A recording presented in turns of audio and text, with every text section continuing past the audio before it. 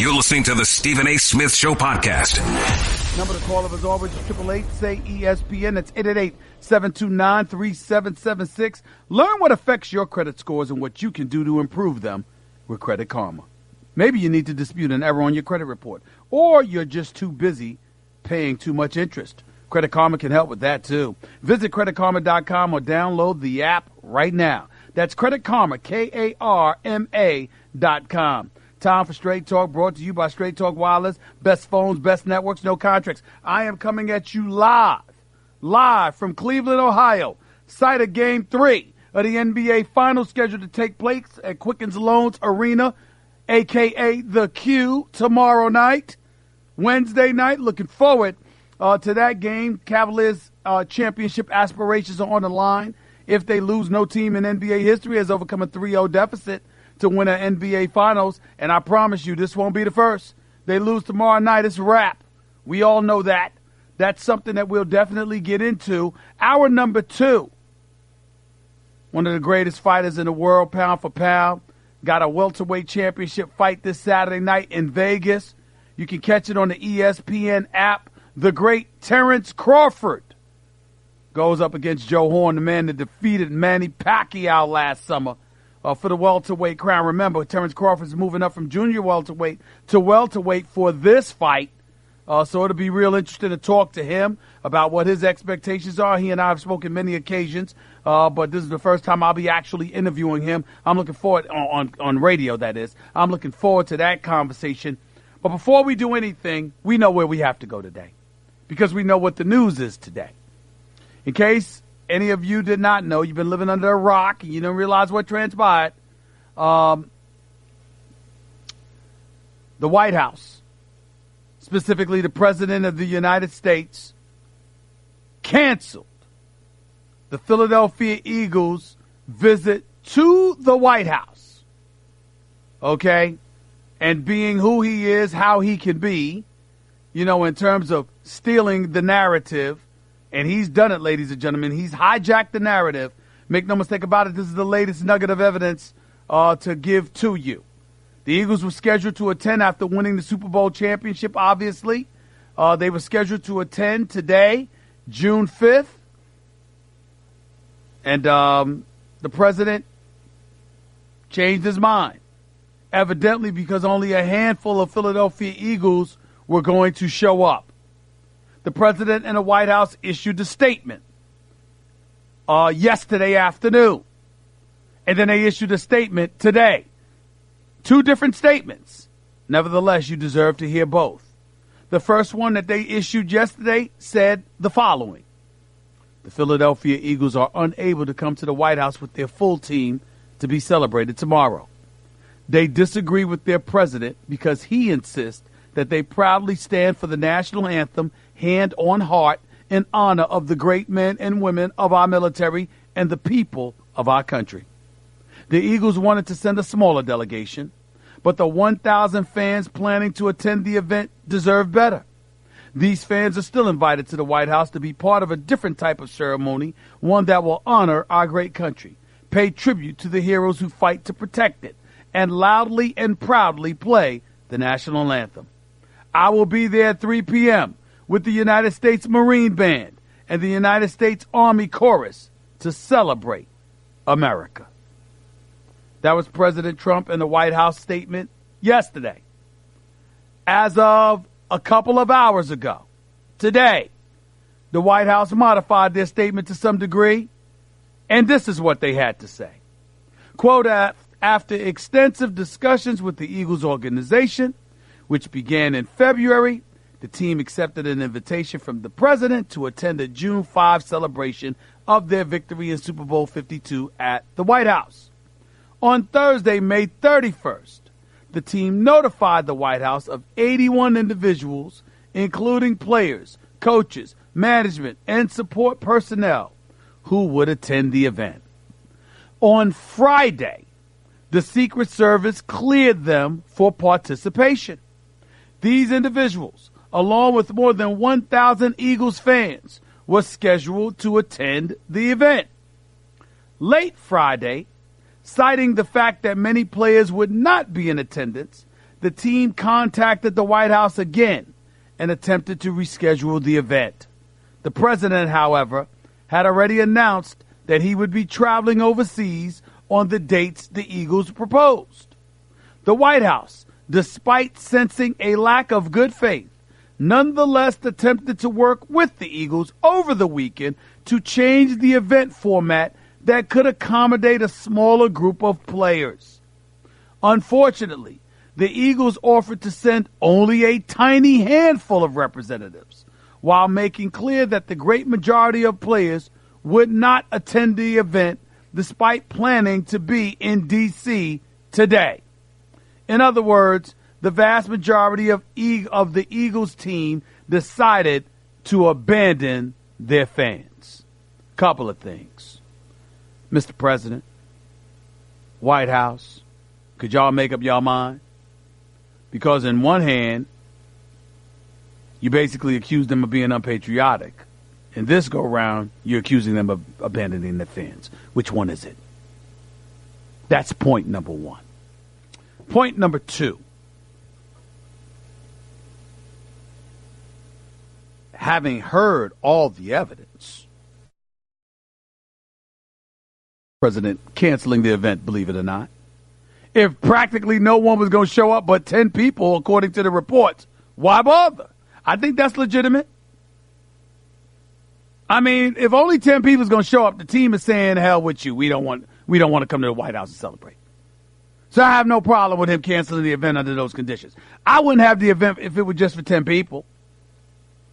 I wouldn't have a ceremony. I wouldn't have that. I mean, that's embarrassing to him. That's embarrassing to the White House. It's just not a good look. Why bother? Point number 3. It gets a little dicey here. Because you see, ladies and gentlemen, here's the bigger issue. Here's the issue that no one is really engaging in. We're getting in the back and forth to the right and wrongs of the president, and forget all that. We all know that he's wrong because we know he hijacked the issue and turned it into something that it was not about. It was never about patriotism. Football players were not speaking against this country. They were speaking that there are remnants and elements of this country that isn't living up to what this country is supposed to stand for. So they don't have a problem with our nation. They don't have a problem with what our nation stands for. They have a problem with the people in this country who exercise totally something different than what the country purportedly stands for and stands on. There's a difference. There is a difference. Hell, you speak against this country, I got a problem with you. You speak against the actions of some within this country, that's a different thing. The principles that this country stands upon, what it's predicated on, I'm a proud American.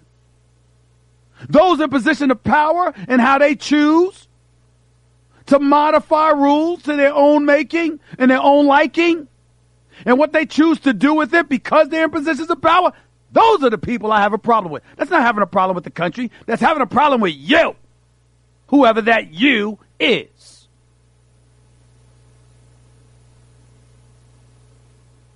We live in very, very trying times.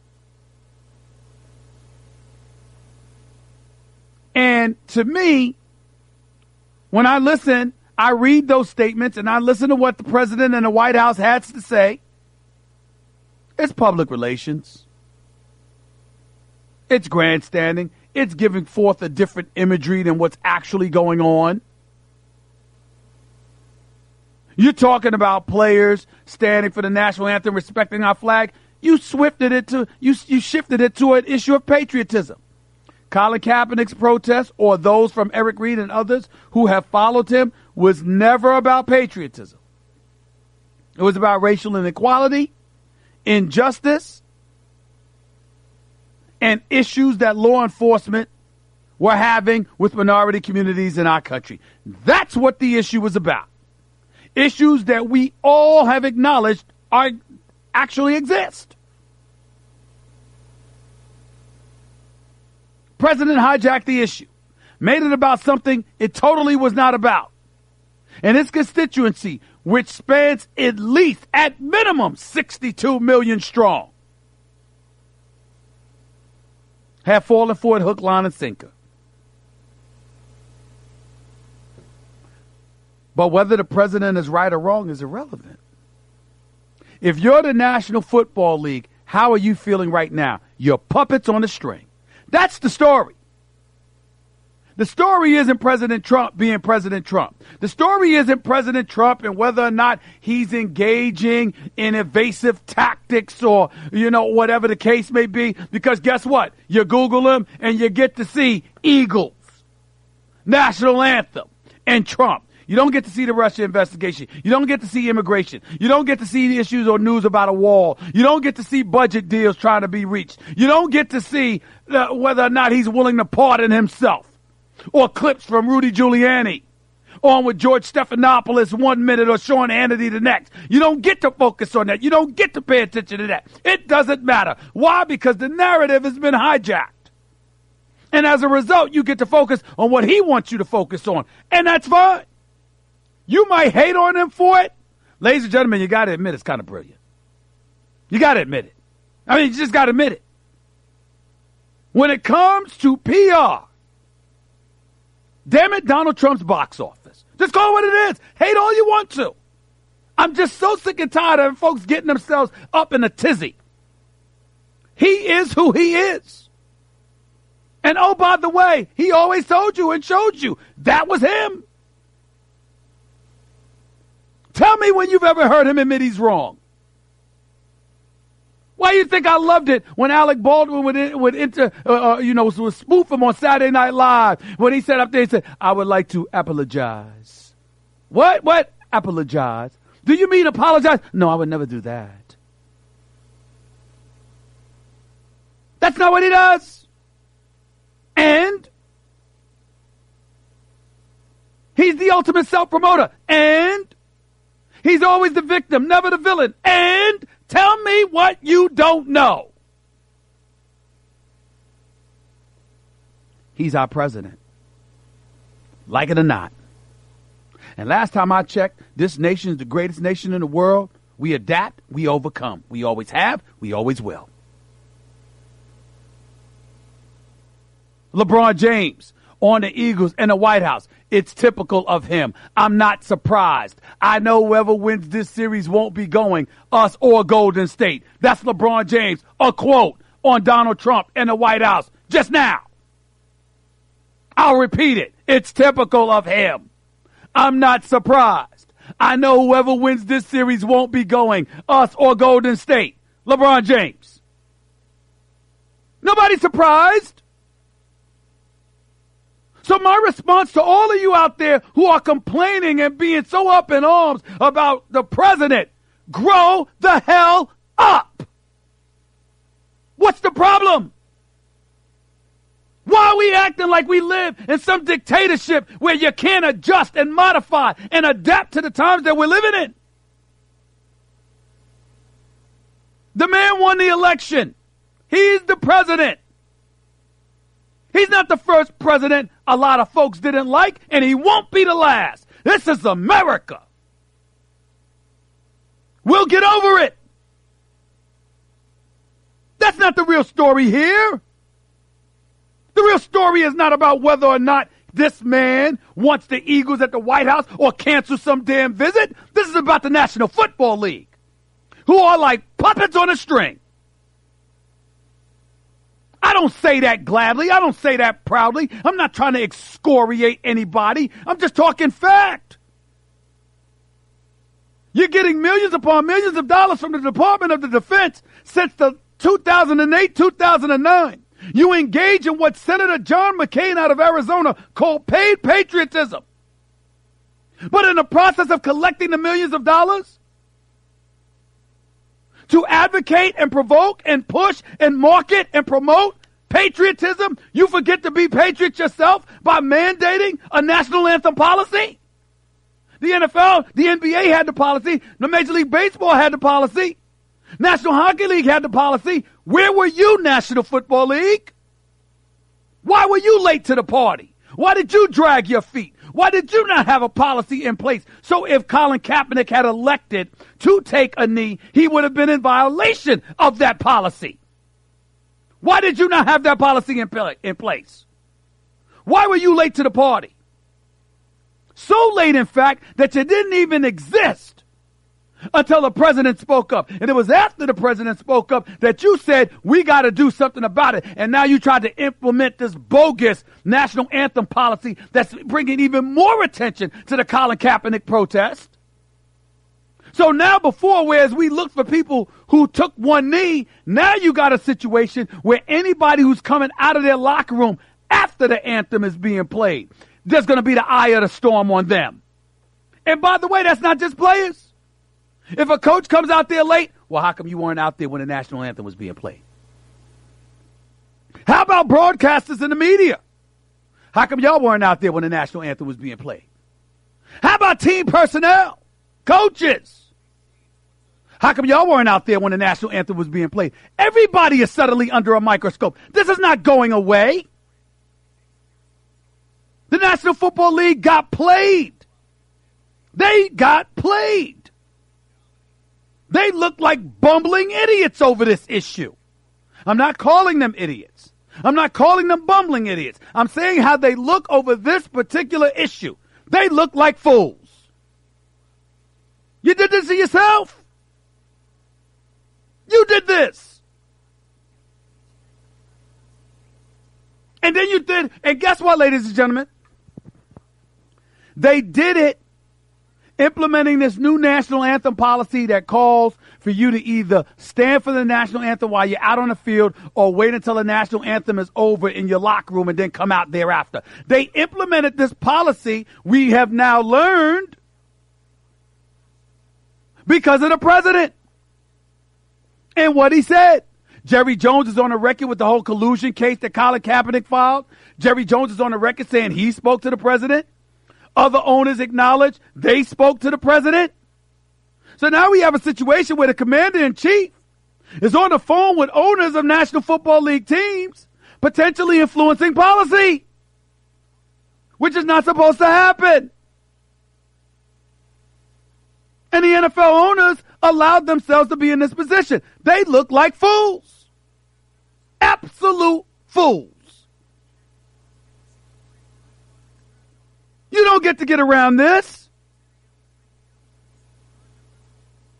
And you know what makes it worse for the National Football League? Not only do you look like fools for reacting directly to the president and the noise that he created with his constituency and beyond by hijacking the issue for his own purposes. By the way, also exacting his revenge upon these same owners who didn't let him in their good old boys club when he wanted to own the Buffalo Bills. Not only did you do that, but you also caused further division with your own players because this wasn't collectively bargained. You didn't consult. DeMaurice Smith of the Players Association is on the record stating, quote, we were lied to. We were told we would be informed of any decision before it was reached or what have you, and there would be a discussion. That's not what happened. The NFL and its owners made a unilateral decision. Obviously, Roger Goodell has to flow with them because he answers to them because he's the commissioner. And they employ him and pay him $44 million a year. So now you're in a situation where you didn't collectively bargain over this. There's no agreement between the very players you're enforcing the rules upon. And you're enforcing these rules upon them at a time where the nation appears to be more divided than ever before. Even though I don't know whether that's true or not. I don't think that is. But that's what people say. And they clearly have no love for this particular POTUS, President of the United States of America. So if you're a league owner, not only do you have division within the players because you didn't negotiate a collective bargaining agreement as it pertained to this issue, and you have no agreement with them, but you appear to be siding with an individual these very players don't believe has their best interest at heart. The story is not the president expressing his opinion and deciding not to invite you to a White House you didn't plan on going to anyway. The story is not the 10 Eagles who were willing to show up. The story is how the NFL has gotten totally played in this issue, and an issue that they were starving to be removed from the public eye is now front and center during the NBA Finals, no less. And if the president can do this during the NBA Finals, could you imagine what he's going to do once the NFL season starts? If you're Donald Trump, all you have to do is sit back, recline in your chair inside that Oval Office, kick your feet up, and relax by the phone if it comes to an issue of wondering what the NFL owners are going to do. They are, figuratively speaking, going to have to come to him on their knees, begging him not to broach the subject at all publicly. Because the second he does, tens of millions of voters who voted for him, who also patronize the NFL brand, are going to march lockstep with their president. And they're going to do his bidding. He's going to bring up the issue of patriotism. And those folks are going to say, these youngsters are so unappreciative of the opportunity this great country of ours grants them. How dare they? How dare they? And nobody's going to be in a position to stop him. The NFL owners are puppets to the President of the United States as we speak. Because they didn't band with the players. And they didn't base their position on a moral high ground. They based their position on a bottom line. And compromised themselves for a man who happens to be the president, who desperately likes compromising them because they compromised his interest. Not just in 2014 when he wanted to own the Buffalo Bills, but back in the 80s when he was with the USFL and looking to become an NFL owner. He's getting them back and smiling while doing it. And after this, it's clear. There's almost nothing they can do about it. 888-SAY-ESPN. It's 888-729-3776. That was Straight Talk Wireless, nationwide coverage of America's largest and most dependable 4G LTE networks. Guys, it's time to get up off the couch. Seriously, get out to a game, a show, something. I know that baseball and those exciting playoff games have consumed your life for weeks now, but have you looked outside your window yet? It's time to stop watching the games and start going to them with Vivid Seats. From front row to upper deck, Vivid Seats has options to fit your needs. So grab your friends, pick a game or a show from the official ticket partner of ESPN. Go to vividseats.com/ESPN today for an exclusive discount offer. Craving even more of Stephen A? Him of all people. For around-the-clock access to the man? I'm Stephen A. You can follow him on Twitter and Instagram at Stephen A. Smith and on Facebook at